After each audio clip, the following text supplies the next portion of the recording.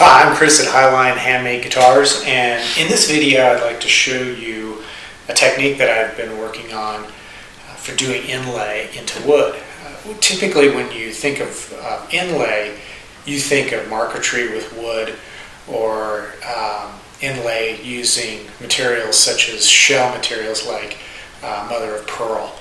And what I wanted to do was to develop a technique that was a little less time consuming and therefore less expensive. So I'm going to inlay a design into this piece of rosewood fretboard, and I'll show you the techniques that I'm going to use to do this.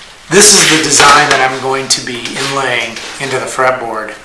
It's basically just a stylized cow skull, and I'm going to be routing this design into the wood using a Dremel with a Stuart McDonald router base. And I really love these router bases. They're very precise, and because it's got a nice open V-shaped area, I can see where I'm working.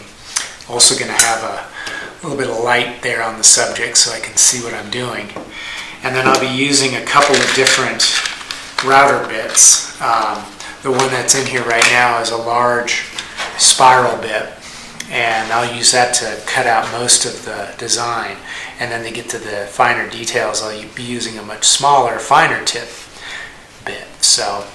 And the depth is between a 16th and a 32nd of an inch. I don't want to go too deep. It isn't really necessary to do that. So let's get started.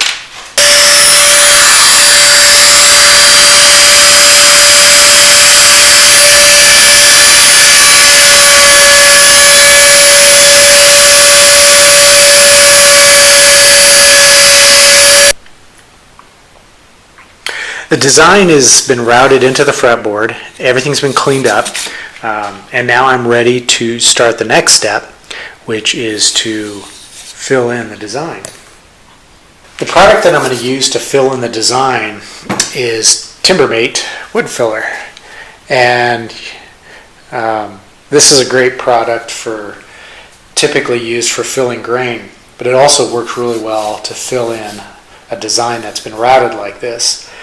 I'm using the white. It's available in a variety of different colors, but you can also tint the product using a wide range of different kinds of tints, dyes, stains, food coloring. I mean, it's really amazing how flexible it is. Now, some people will think that once it's dry, it's not going to be strong enough to be an inlay on a guitar fretboard, but I'll show you a trick that I do after I've applied the filler and let it dry. So basically all I do is I just get a glop of it out and just press it in to the design.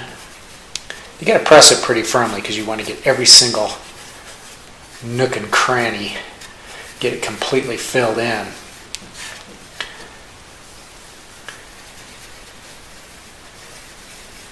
I just swirl my fingers over and keep switching directions until I have it pretty well filled in.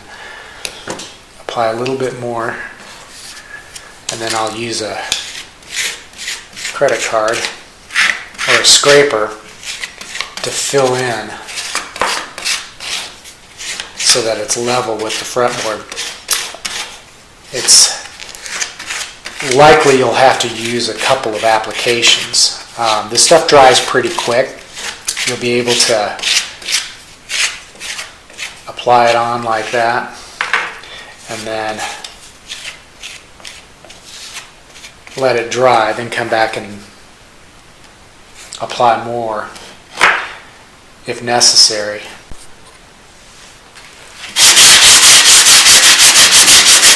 Timbermate is a water-based filler, so it will dry really quick. Then we want to go in and sand off the excess filler to see how the design looks.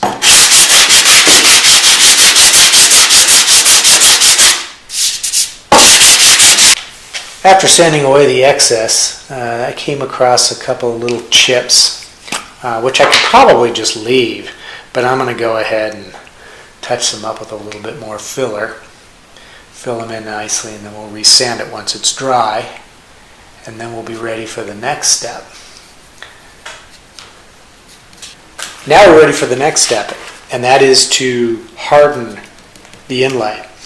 Timbermate dries sort of like plaster of Paris, so it's not as strong or as hard as the surrounding wood, so we need to make it harder. And the way we're going to do that is we are going to apply some super thin instant cure cyanoacrylate glue. CA glue, as it's also called, is also known as super glue. But this stuff, what I use, I pick up at a local hobby store, and it's a better formulation than the stuff you would normally get at the grocery store. So we just simply apply it by drizzling it onto the design. And you should work in a fairly well ventilated area, because this stuff does put off a pretty strong fumes that can be bothersome.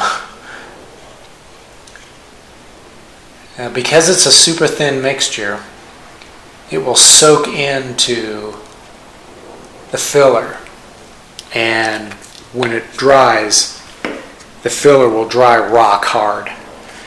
So we'll let this dry for probably an hour or two, and then once it's done, we're going to sand it off and clean it up nicely. So I let the CA glue dry, and then I've gone back and sanded off the excess glue with some 220 grit sandpaper. And now we're ready just to do a little final cleanup. And the best way to do that is just to take a damp paper towel and wipe off the surface to get rid of the excess dust and some of that little filler that gets in there. And you can also take a wire brush and work it into the pores,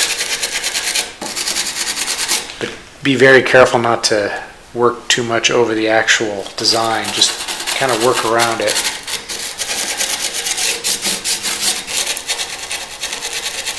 And then just go lightly back and forth, and there you have it. It's a nice technique. It's different than what you would see with pearl or wood inlay. It's very simple to do. It's economical, and I think it adds a nice touch. I hope you enjoyed it.